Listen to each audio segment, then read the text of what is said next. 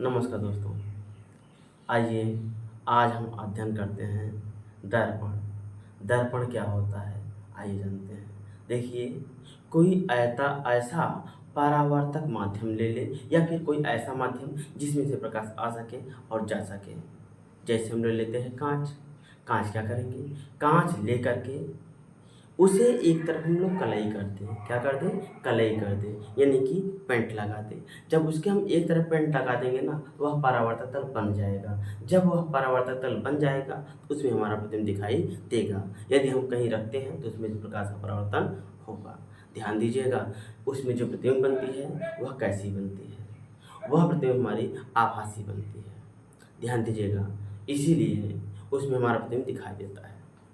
अगर वास्तविक बने तो हम लोग नहीं देख सकते, हम लोग देख ही नहीं पाएंगे। लेकिन अगर आभासी बनता तब हम लोग देख पाते हैं। देखिए, आभासी बनने के कारण उसमें एक बात और है, आभासी तो बनता ही है लेकिन उल्टा प्रतिबिंब भी बनता है।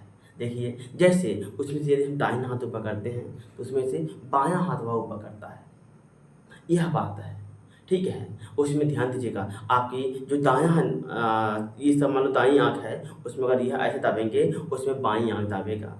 ठीक है, उसमें क्या करेगा? बाईं आँख दाबेगा। इससे यह पता चलता है कि प्रतिबिंब उल्टा होता है। लेकिन ध्यान दीजिएगा, इस प्रतिबिंब में ये अगर देखा जाए कि हमारी पूरी प्रतिबिंब बने उस आईने में, उस दर्पण में, मेरा यदि पूरा प्रतिबिंब बने तो ध्यान से देखिएगा, हमें अपनी लंबाई का, जितने हम लंबे हैं, इसका आधा, इस लंबाई का आधा शीशा चाहिए। जैसे यदि हम 6 फीट के हैं तो कितनी लंबाई हमको शीशा चाहिए? सिर्फ और सिर्फ 3 फीट की। कितना चाहिए? 3 फीट की। 3 फीट की अगर यदि आप शीशा लेंगे, उसमें आपको पूरा प्रतिबिंब बनेगा। पूरी आपकी फ़ोटो जिसकी खींची जाती है, पूरी पूरी फुल फ़ोटो आएगी। आइए हम बात कर लेते हैं थोड़ा-सा। देखिए, ये रहा दर्पण। यदि हम दर्पण के एक तरफ क्या करते हैं, दर्पण के, मिरर के एक तरफ क्या करते हैं? कलई करते हैं। क्या करते हैं? कलई करते हैं। ये M1 क्या हो जाएगा? दिशा। इसका ये सिरा होता है। M1 M2 क्या हो जाएगा? सिरा। जैसे इसके 2 सिरे हैं, एक ऊपर ऊपर वाला सिरा, एक नीचे वाला सिरा। ऐसे ही इस दर्पण के भी 2 सिरे हो जाएंगे, एक ऊपर वाला सिरा, एक नीचे वाला सिरा। ये क्या हो जाएगा? ये आपका एक दर्पण का पेंट हो जाएगा। ये क्या है? दर्पण। जहाँ किरणें आएंगी और आने के बाद टकरा के वापिस लौट जाएंगी। ध्यान देना, आने के बाद टकरा के वापिस लौट जाएंगी। इससे यहाँ क्यों लौटेंगी? क्योंकि यहाँ पर पेंट हो गया है। क्या हो गया है? पेंट हो गया है। पेंट होने की वजह से प्रकाश किरणें आएंगी, टकरा के वापिस लौट जाएंगी और यही कारण है कि इसमें हमारा प्रतिबिंब बनता है। आइए अब हम बात करेंगे, यह कितने प्रकार का होता है? यह बेटा 2 प्रकार का होता है। पहला समतल दर्पण, दूसरा गोली दर्पण। बात कर लेंगे हम समतल दर्पण की। ध्यान दीजिएगा, समतल दर्पण की हम बात करें तो ये जो आपको बताए हैं यह समतल दर्पण ही है। ठीक है, अगर हमने इसमें ये भी कहा था कि एक कोई भी शीशा लेते हैं तो जरूरी नहीं है समतल ही, आप गोली भी लेंगे, और गोली लेंगे तो उसके भी एक तरफ पेंट होगा, उसके भी एक तरफ क्या हो जाएगा? पेंट हो जाएगा। इसमें भी किरणें क्या करेंगी? टकरा करके वापस लौट जाएंगी। यह भी दर्पण है, यह भी दर्पण है, बस फर्क कितना है? यह कौन सा है? यह हमारा समतल दर्पण है। ये हमारा कौन सा है? ये हमारा अवतल दर्पण है। ध्यान देना, जैसे हमारा इसमें 2 होता है, अवतल दर्पण कौन सा? ये गोली के अंतर्गत आएगा अवतल दर्पण, क्योंकि गोली दर्पण हमारा 2 प्रकार का होता है। गोली दर्पण हमारा 2 प्रकार का होता है, एक अवतल दर्पण, एक उत्तल दर्पण। ध्यान देना, जैसे हमारा समतल, ये जो दर्पण है 2 प्रकार का होता है ना, एक होता है समतल दर्पण, एक होता है गोली दर्पण। वैसे हमारा गोली दर्पण भी 2 प्रकार का होता है। पहला हमारा अवतल दर्पण, दूसरा हमारा उत्तल दर्पण। ध्यान से देखिएगा, ये कौन सी दर्पण है बेटा? ये हमारी समतल दर्पण है। ठीक है, इसमें इसका प्रयोग हम लोग कहाँ करते हैं? इसका प्रयोग हम लोग श्रृंगार में करते हैं और अपना चेहरा देखने के लिए करते हैं। कुछ लोग तो बाल झाड़ने के लिए कर लेते हैं, तो ऐसे ही इनका प्रयोग हम लोग कर लेते हैं और बच्चे अपना अलग ही प्रयोग दिखा देते हैं। बच्चे अपना अलग ही प्रयोग दिखा देते हैं। जहाँ सूर्य निकला नहीं कि आईना लेके पहुँच गए। आईना लेके जब पहुँच जाते हैं तो सूर्य जिधर से आ रहा होता है ना बेटा, उधर थोड़ा सा, जैसे सूर्य इधर से आ रहा है तो उसको लेकर से खड़े हो जाएंगे, तो प्रकाश किरणें आएंगी, टकरा के वापस लौट जाएंगी, तो जिसके ऊपर लौटेंगी ना बेटा उसको चकाचौंध कर देंगे। ये बच्चे हैं, बच्चे बड़े शैतान होते हैं। आइए बात करते हैं।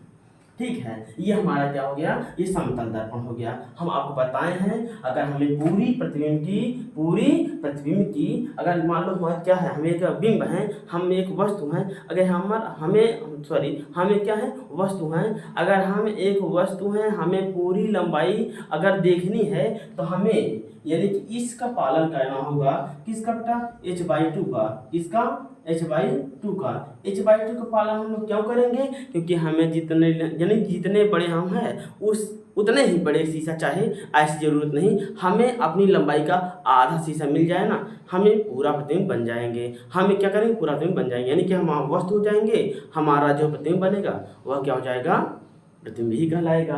तो चलिए बात करते हैं गोलीय दर्पण। देखिए गोलीय दर्पण हमारा दो होता है, अभी हम बात की है, कौन सा, एक होता है अवतल, एक होता है उत्तल। चलिए बात कर लेते हैं अवतल दर्पण क्या होता है, ठीक है। अब बात करते हैं अवतल दर्पण क्या होता है, 1 मिनट बताइएगा आप लोग, आपको तुरंत बताते हैं। देखिए अवतल दर्पण क्या होता है, इसमें भी सिरा होता है, M1 M2 क्या होता है, सिरा होता है। एक बात ध्यान देना, जब प्रकाश का परावर्तन दबे हुए तल से होता है, जब प्रकाश का परावर्तन दबे हुए तल से होता है, जब प्रकाश का परावर्तन दबे हुए तल से होता है तथा उभरे हुए भाग पर पालिश होता है, जब प्रकाश का परावर्तन दबे हुए तल से होता है तथा उभरे हुए भाग पर पालिश होता है, वह दर्पण हमारा अवतल दर्पण कहलाता है।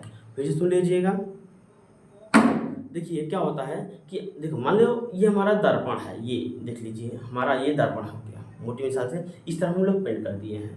तो बात हमने कहा दबा हुआ तल, देखो दब रहा है, ये क्या हो गया, उभरा हुआ तल, ये क्या हो गया, दबा हुआ तल। ये हमारा तल जो है वह दबा हुआ तल है, ये हमारा उभरा हुआ तल है। अगर ये हमारा उभरा हुआ तल है तो कैसे हम सुनिश्चित करेंगे, दबा हुआ तल मतलब देखिए ये दबा है, देख रहे हो, दबा है, देखो ये क्या है, दबा है। अगर हम दाबेंगे इधर दब जाएगा ये चीज़, ये दाबो, नहीं दब रहा है ना, तो ये उभरा हुआ तल है, ये कौन सा है, दबा हुआ तल है।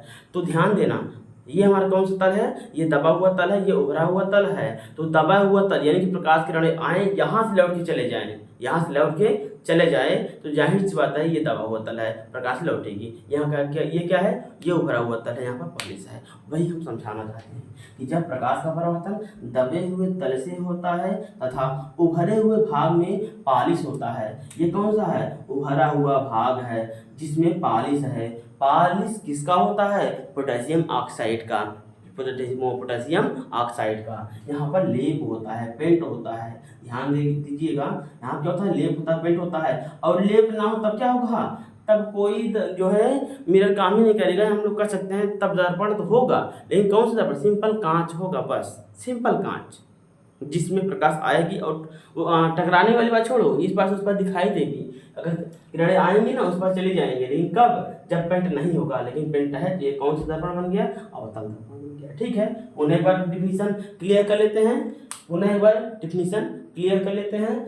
प्रकाश की किरणें, ध्यान देना, जब प्रकाश की किरणें दबे हुए तल से, ठीक, जब प्रकाश की किरणें दबे हुए तल से परावर्तित हो जाए तो समझ लो क्या हो जाए, अगर दबे हुए तल से टकरा कर वापस चली जाती है और उभरा हुआ भाग क्या होता है, पालिश होता है, तब वो हमारा क्या होता है, एक अवतल दर्पण होता है। और उत्तल क्या है, जब प्रकाश का परावर्तन उभरे हुए तल से होता है, जब प्रकाश का परावर्तन उभरे हुए तल से होता है तथा दबे हुए भाग में पालिश होता है, वह दर्पण हमारा क्या होता है, उत्तल दर्पण कहलाता है।